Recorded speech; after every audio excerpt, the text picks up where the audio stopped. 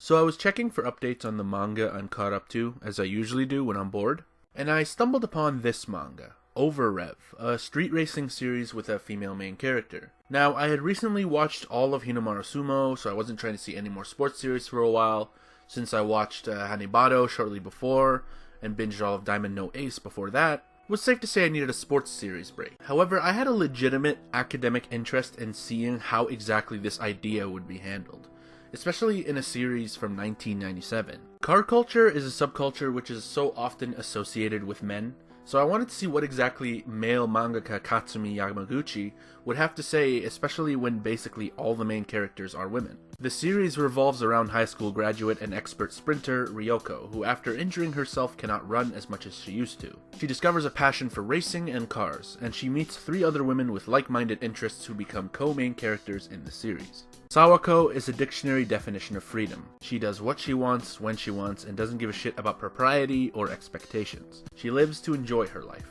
Aika is a down-to-earth, serious motorsport enthusiast with a complicated past, and Sari is an aloof airhead who has an innate talent for racing while barely realizing it. These 4 make up the main crew of the series, so Katsumi Yamaguchi doesn't really make it so Ryoko is a woman in a man's world. She's a woman in a racer's world, as not only those 4 protagonists race, but other female characters appear to challenge them throughout the series or even inspire them. So in a series based on such a male-centric subculture, it's definitely a commendable effort for a male mangaka in 1997 to create a street racing series about 4 women. It's not by any means perfect, but for all the 239 chapters currently translated, Yamaguchi has made a real go of it, and seems dedicated to taking all these characters seriously. But this manga caught me by surprise in a lot of aspects, so I don't want to talk about this series from a purely gendered perspective, because Yamaguchi had a lot to say outside of that discourse that I wanted to give some praise to. So sports series are a pretty popular genre of anime and manga, but there's a sort of stigma to them where they seem to take on less meaning and value than other genres, potentially because of the repetitive nature in sport, and sports' own stigma of being apparently meaningless. Now, I've watched and read tons of series that prove this narrative wrong, yet Overrev had a bunch of arcs and chapters that resonated with me on a personal level like few series have, sports or otherwise. So car culture, like a lot of other subcultures, is definitely trivialized by society as lacking meaning or value to a person's future. While I've never been personally engaged in car culture, I'm part of a few subcultures with similar stigmas surrounding them, one of which this channel covers a lot. I'll have to put a disclaimer here though, I don't know how to discuss these things without potentially spoiling certain chapters. I won't spoil entire arcs and major twists and the results of races or anything, but still, a light spoiler warning going forward. If you're very intent on reading this series and don't want anything spoiled at all, I suppose, I'll advise you to watch no further.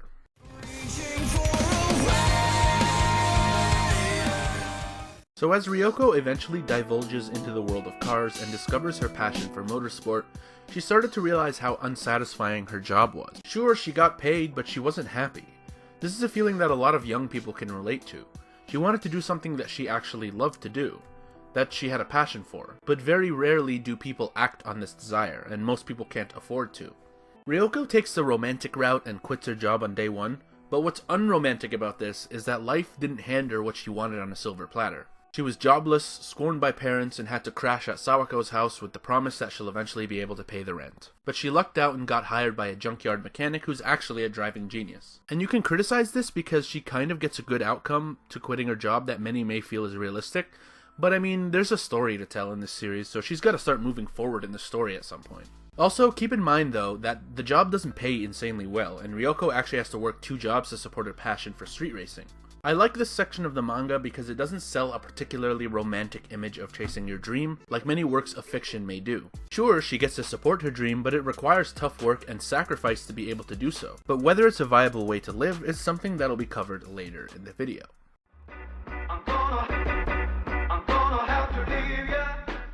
The next subject covered in this manga that really got me thinking was the subject of impermanence, particularly of friendship and companionship. Naturally, Ryoko and the other 3 main racers in the series become better and better friends throughout the series, as is expected of a sports series, of course. They go out together, bicker, joke around, and of course do the one thing that unites all of them: drive. Ryoko discovers that a friend of Akaoka used to have a street racing woman that he was very close with in his youth, but ended up disconnecting from her because he moved to England to pursue a motorsport dream. We eventually learn of their backstory, in which both people had to contend with the harsh reality that their relationship could never really be the same so long as they're so far apart. And eventually they mutually decide to go their own way. Ryoko, being so protective of the friends she made and not having to face that reality yet as a young woman, naturally can't really fathom this idea of separation.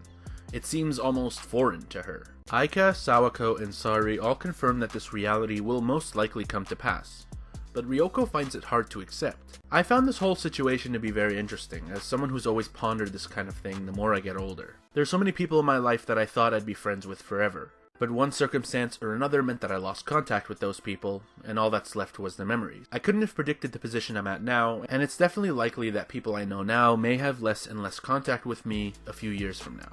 This arc seems bleak, but it doesn't present that reality and simply move on. It also reminds us that even if the friendship simmers down, the memories probably won't. When Ryoko manages to reunite the separated companions, she observes that their memories of each other have carried through, and even if they've not contacted each other in nearly 20 years, their memories kept their bond alive even in that separation. So it becomes clear that just because a friend no longer contacts you regularly or seems entirely cut off, does not mean they have forgotten you or no longer value you. Ryoko learns to be less anxious about the status of her relationships, and decides to enjoy the memories for as long as their friendships go for.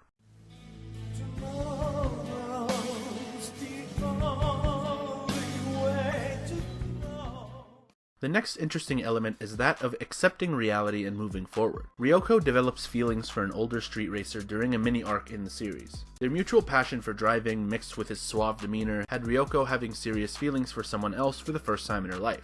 This is all well and good, more power to her for liking someone. While a lot of protagonists in all sorts of media will eventually end up with the first character they crush on, the same could not be said for Ryoko. The older street racer turns out to be a married man, which initially devastates Ryoko. She feels like an idiot for having feelings for him. But instead of trying to intrude in his relationship or get him to change his mind somehow, she simply accepts the reality of the situation, that her love will be unrequited. This may seem like the obvious thing to do, but that's tough for someone so young. When you're young, you usually don't have a lot of romantic experience to fall back on, so unrequited feelings can hit someone pretty hard. I understand this very well. There have been times when a girl I liked was either already dating someone or just simply didn't return the feelings. And as a teenager and or emerging adult, that shit sucks. In the series, Ryoko has to move on and decides to cherish the memories she had with him, despite not attaining the result she wanted out of the relationship. I think it was a good move on Yamaguchi's part to portray this, because it's the tougher but ultimately more mature thing to do. Rather than divulge into self-loathing or foolishly try to intrude on another person's relationship, moving on is the strongest thing one can do. Life goes on, and you'll probably emerge a better person if you take some positives out of the situation, like Ryoko did.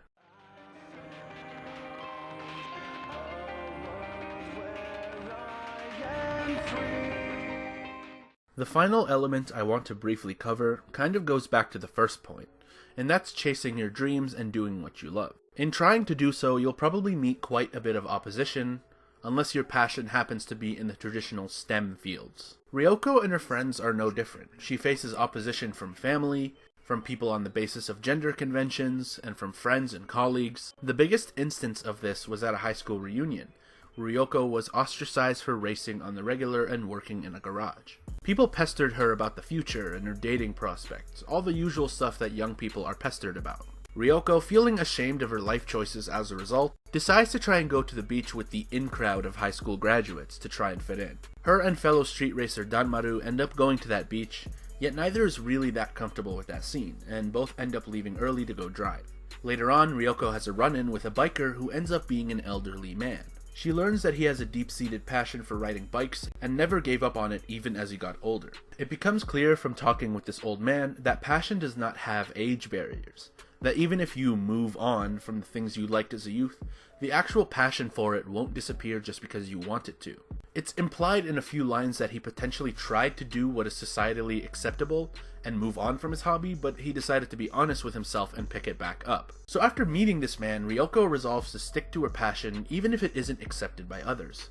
While it may seem quite romanticized, the whole idea of never giving up on your dreams and everything, this arc isn't telling you to completely ignore society and responsibilities just to do your hobbies. I interpret it as telling us to be honest with ourselves. Even in the hectic expanse of modern life, where you're constantly expected to provide value and conform to a traditional career path, there can be room for yourself and all that. I may be overthinking here, but I can't help but interpret it in this way. I hope I can be like Ryoko and this old man and leave space for my own passion somewhere along the line, as I get older. It's not easy, but it's definitely a nice goal to have going forward.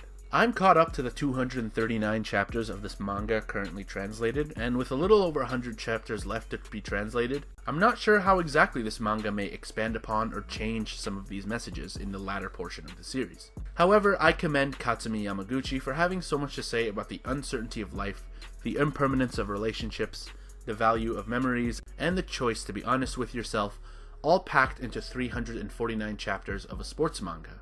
I've always believed that sports series have more meanings aside from the sport being portrayed, but this manga has strongly reinforced this view with some of the most meaningful material I've ever read, at least from a personal standpoint. So if you've made it this far, thanks a bunch for watching. I hope me waxing poetic about this series and about life didn't get too boring or cringy for you. My social media crap is in the description. Thank you so much for 800 subscribers, and I'll see you guys on the next one.